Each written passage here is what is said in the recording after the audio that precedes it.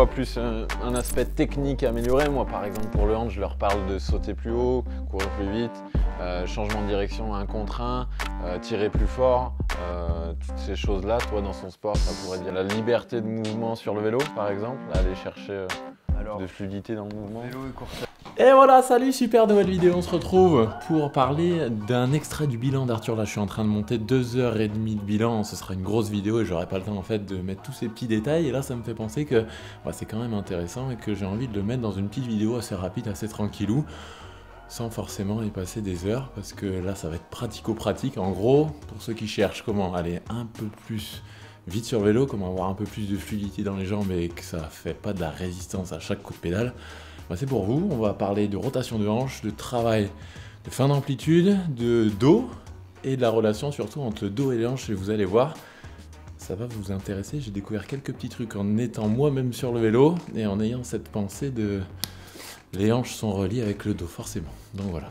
Update jour 3. Aujourd'hui on prend un petit bac et je vous montre les environs du Puy-en-Velay parce que je suis rentré chez les parents pour justement faire cette petite rééducation. On continue là-dessus.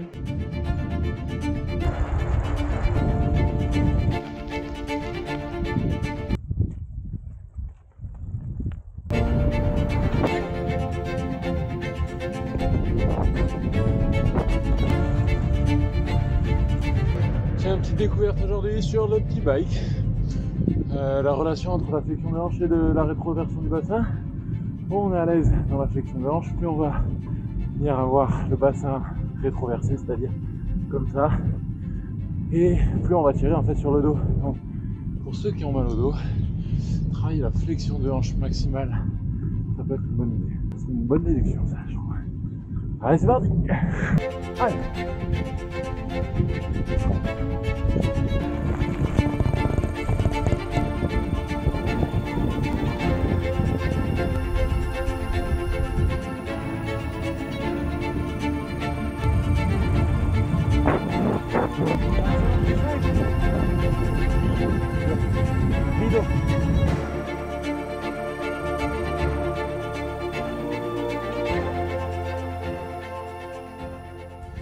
Bon, j'ai grimpé sur le vélo pour vous illustrer un peu ce que j'expliquais juste avant. Si on isole un petit peu les hanches et le dos, on a deux façons de pédaler. La première façon, c'est avec le dos vraiment très neutre et ce sont vraiment les hanches qui prennent la totalité de l'amplitude de mouvement. Là, on a besoin de grandes capacités de flexion de hanche parce que sinon, on n'est pas capable d'appuyer très fort sur les pédales. Et ce qui arrive en général, c'est qu'on n'a pas ces capacités et qu'on demande au dos de s'arrondir pour nous laisser un peu plus de marge sur la hanche. Là, l'angle entre mon fémur et le tronc est beaucoup plus ouvert, du coup la hanche travaille moins dans les extrêmes et un peu plus le dos du coup.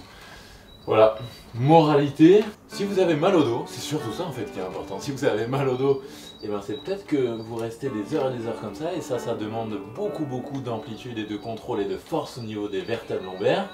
Et pourquoi vous restez comme ça? Peut-être parce que vous n'avez pas assez de bonnes hanches qui sont capables de travailler dans des positions de flexion et de relâcher un peu le dos des fois.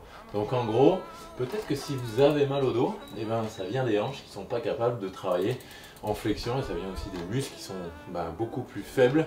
Moi j'ai fait le test quand j'étais sur le vélo, j'ai fait position comme ça en appuyant sur les pédales, pas trop de puissance, et là je me mets comme ça, tac, et là j'arrive beaucoup plus à forcer sur la pédale pour y appuyer dessus, parce que mon fessier est dans une position un peu moins complexe et la hanche dans une position un peu plus facile pour travailler.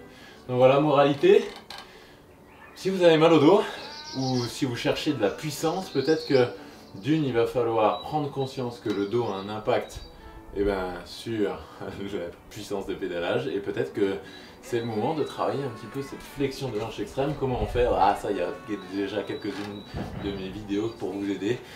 Une petite astuce, c'est que pour aller monter aussi haut, il faut être capable d'avoir de la rotation, des micro-mouvements de rotation, ça donne ça, rotation externe, rotation interne, sur la hanche. Et pour ça, voilà, je vous mets une petite vidéo là-bas, pour débuter un peu ce travail-là. Allez, moi je range le vélo, j'espère que ça vous a plu. Une petite vidéo rapidos comme ça pour vous expliquer l'impact entre le dos et les hanches, et surtout l'impact de la kiné sur vos performances, surtout ça. Et on se retrouve pour le petit bilan d'Arthur. La prochaine, je pense que ce sera ça. fire.